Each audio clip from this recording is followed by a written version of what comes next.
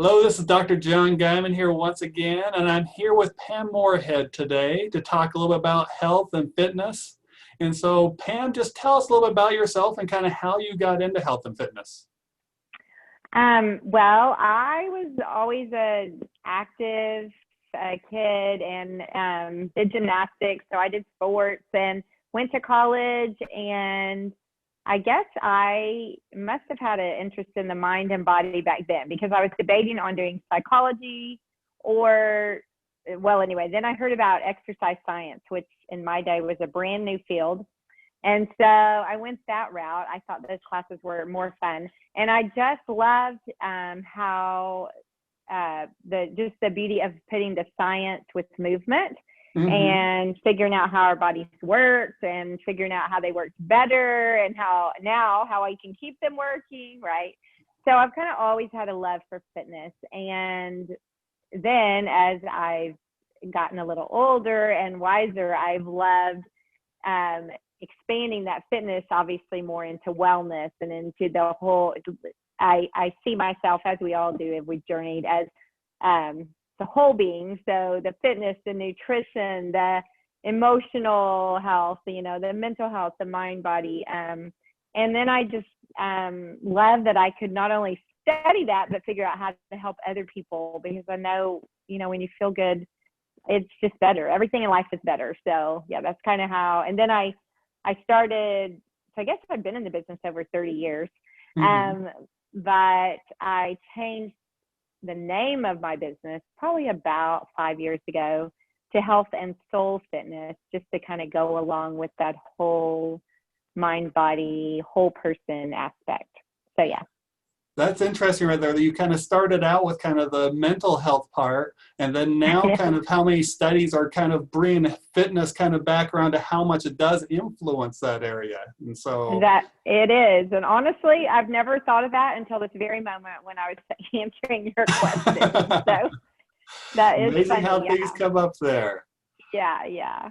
But all right, so especially right now, we're kind of headed through a time for those of us watching us a little bit in the future. We're kind of going through COVID-19, kind of coming out of that right now. So during this time, a lot of people have gotten to where they haven't been moving as much. A lot of the gyms closing down and everything else. So what are a few tips that you have on helping to get people back moving and back active?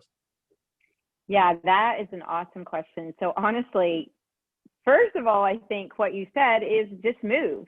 Like, move throughout your day. Sometimes we get so hung up on, okay, I have to do this hour of exercise, or should it be 20 minutes, or should it be 45 minutes, or what should it be? I have to do it just right.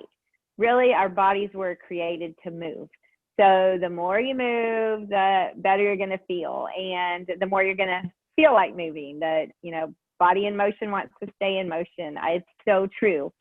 So I try to encourage people all throughout their day, even if it takes setting a timer on your watch or something, that every hour you just stand up and you walk around. Or you could, if you don't have a good place to walk around, you can do some squats, or just, march in place, or do whatever, something that makes you move. Now, ideally, I think that we're all going to feel better if we do really get our heart rates up and get our blood pumping and our oxygen going hard, at least about 3 times a week. And obviously you can get into how long you do that for, 20, 30 minutes or something. But if you can, I think there's both the side of discipline and the side of enjoyment, fun. And so you definitely can't make it be all discipline, or you're not going to stick with it. Nobody is. So you got to figure out what makes it a little fun for you.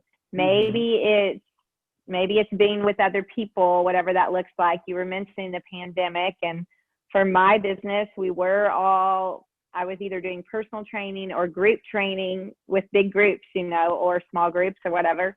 And the connection factor was huge. Then we all had to go online. But now I have online people, and we do a little hangout time, at the beginning or end as well, just so we can connect. So that's a fun, interactive piece. But also, that's the exercise piece. That you actually asked me about the movement part. And I would say anything that challenges you a little bit. So walking, if you have stairs, they're awesome. Use them in your house. Even if your bedroom's downstairs, find a reason to go up and down your stairs. The things you hear like park further away, or just get that body out of your chair and off of the couch and move. And then I know for myself, I've never been a dog walker. I have 2 dogs. They would love to walk. They're little. And I use the excuse that they run around in the backyard easy and we have a dog window. But I've walked them a lot during this pandemic, because a lot of other people have. And just getting out and getting some fresh air and a little bit of sunshine, it is so good for you. So, and my dogs love it. So yeah, bonus for them. But I think those are super helpful, just making yourself move. Very, very true. Actually, that's one of the interesting things that we saw, because me and my wife usually go on a walk every night, and it is interesting to see how many people started to come out and make those walks all the time. And so that was a great thing to see. It has been. Yeah.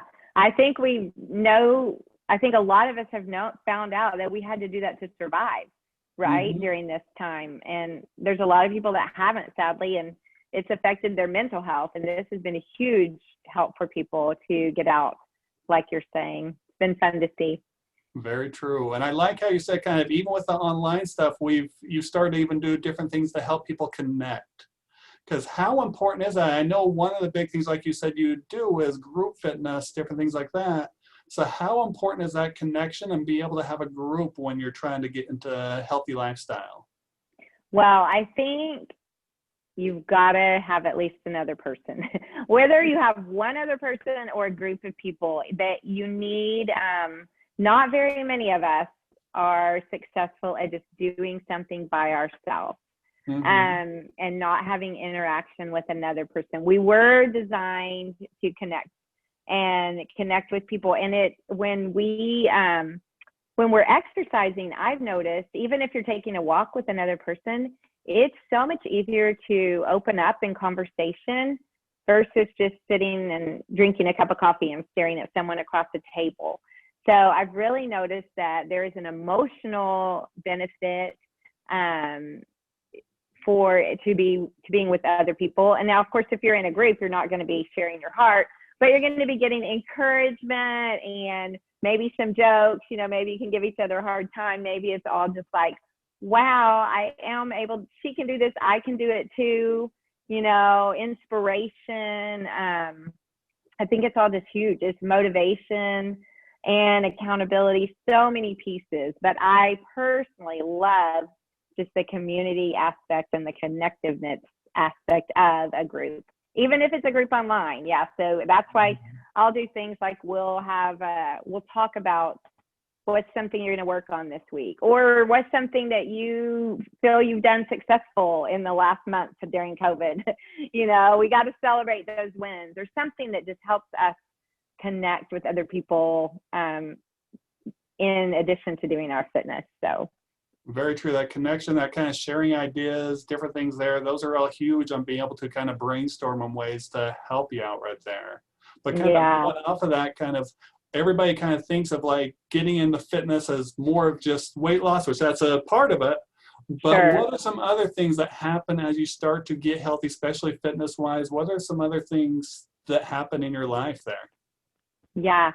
So there is a book and I forgot the name of it, but you could probably Google Anchor Habits, but it talks about how one habit, and that may be the name of it, but one habit will influence other disciplines or other good, healthy habits in your life.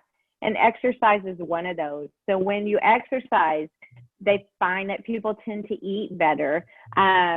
We've known for years that when you exercise, your mental health is going to improve. You get your endorphins up. You start having a better outlook on life. And when you have a better outlook, you're going to be, your relationships are going to improve. You're going to see people better, in a better light. You're going to be more productive. And then I have my first grandbaby now. So this is one of the things, during COVID. So that's fun. But one of the things that I like to tell people is I want to be able to get up and down off the ground, play with my grandkids. If we want to play duck, duck, goose and chase things, I don't want to be the person that says, I can't do that, or, whatever. I want to have fun as we age. So I also feel like exercise, along with nutrition and all the good pieces, it helps us not only in other areas, but it helps us enjoy our quality of life, and not be restricted in what we're doing. So, and I had a good example last week. I got to actually help care for my grandson. They live in Houston, and I had just changed his diaper on the ground, and we needed to stand up. And all of a sudden I was like, okay, I need to stand up. So I was able to hold him and stand up without, putting my hands down or doing anything like that, which is something that I do with my people a lot. Is I'm like, let's get up and down off the ground without using our hands. It sounds like it might be for somebody that you would not have to do till you're in a nursing home, but that's not true. We have to do it now so that we can enjoy the rest of our life. So I just feel like exercise is a great thing that helps you build all those other areas of your life so that you can feel good and enjoy your life. Awesome. You brought up a couple big principles right there for me. One, kind of that being able to start things now so it will affect you later on down the road, because we try to talk to people a lot about that principle of whenever we have people come in here and they're always talking about that they have certain things going on. For me, it's okay. These things started back 10, 15, 20 years ago to get you to here, even though you might have only felt them for the last month or so. They've been going on for quite a while. So that principle right there is big for us, kind of, that we talk about. But also absolutely. Yes. But also the other principle you brought up at the very first of once you start to do one thing, it dominoes into another thing right there. That's another kind of thing we talk about, because we talk a lot about the neurology and everything, and how, especially for us, we can only be in growth or protection. So once you start to do some growth physiology, how it makes it easier to actually do other stuff. And so that is one of those things that not too many people understand. We always go into kind of that fight or flight response where we always kind of keep on trying to protect to get out of it. But when we do those growth things, it makes it easier to open up to do the next thing. Whether it's eating right, whether it's something else, something mental wise, anything like that becomes easier once you take that small first step right there. That is I love that. I hadn't heard the words growth and protection like that. That is an awesome example. Personally, my body was I was overdoing it in my body probably about 7 or 8 years ago. And I got some chiropractic work. It was awesome. Helped my body so much, but I also had to change what I was doing, how I was doing it. And I was in that protection mode, like you're saying. I never thought of that. And now I feel so good, which is great to me because I'm 8 years older than I was then, and I'm in a growth mode, like you're saying. Awesome. So that's a beauty of it. Like it doesn't mean that you have to go into protection as you get older. You can grow we can keep changing if we just take care of ourselves.